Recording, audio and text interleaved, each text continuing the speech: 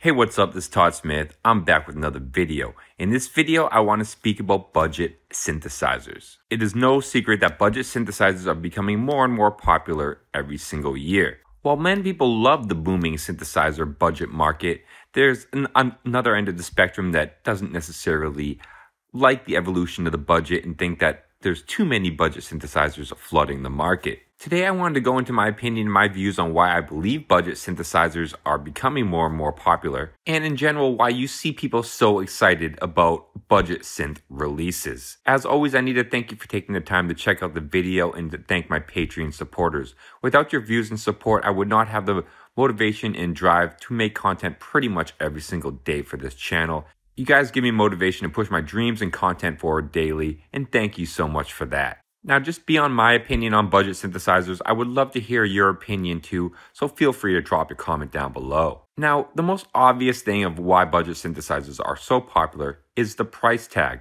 They're called budget for a reason.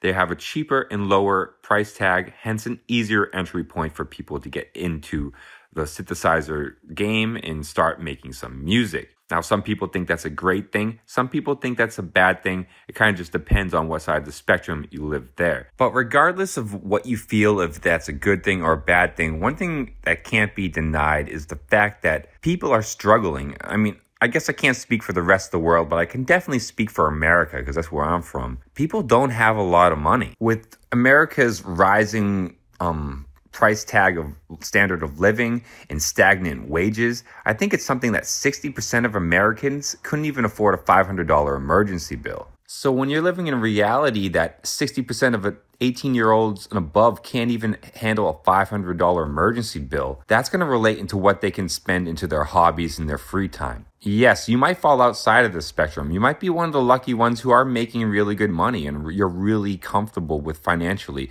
and you couldn't really understand being in a position where you couldn't even afford a $500 emergency bill. But the fact is, the majority of adults are in that position. The majority of them are. So that's the reason why budget synthesized pricing is so appealing to so many people right now. People are broke. People are frustrated. Most people don't have a lot of money. So of course, the majority of people who are living paycheck to paycheck and are barely getting by, they're not going to be able to afford the big multi-$1,000 synthesizers. They love budget synths, and hence the market is growing and booming and thriving. And this flows really into the second reason on why they're so popular: size and form factor. Again, you might be in a really great position and have a really luxurious house with an awesome job and you're able to afford bigger synths and you have the space for that stuff. But the fact is, the majority of people are not in that position. They're renting really small spaces and their spaces are tight. So with a tight wallet and a tight space, you like cheap synthesizers with small form factor. So really the argument from the other side that budget synthesizers make it too easy to cycle through gear, make it too easy to just grab another piece and move on. Is that really so bad? Is it bad to have that option at the bottom?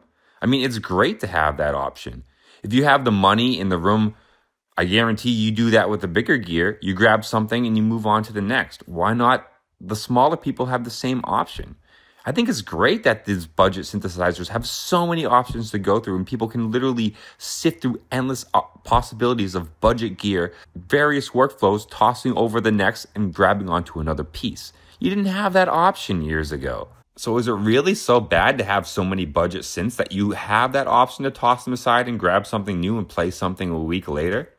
I mean, it really depends on how you're looking at it in the spectrum and where position you are in life and how you perceive that. And it's very easy to be up on a high horse and be financially above people in a better position and look down on them and not really see that you might be doing the same exact thing, but with more expensive gear. And having the ability to do that at all at a budget price is amazing. The fact is, whether you're buying $10,000 pieces or budget pieces, you will always get something you don't want and evolve and push into something else different.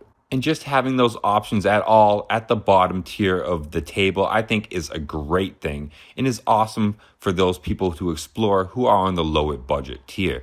And I don't think having a slew of options of budget synthesizers is bad. Of course, this is just my opinion, my perspective coming from being a budget musician myself. And now that I shared my opinion, I'd love to hear yours. Stay positive, stay creative, support each other. In peace.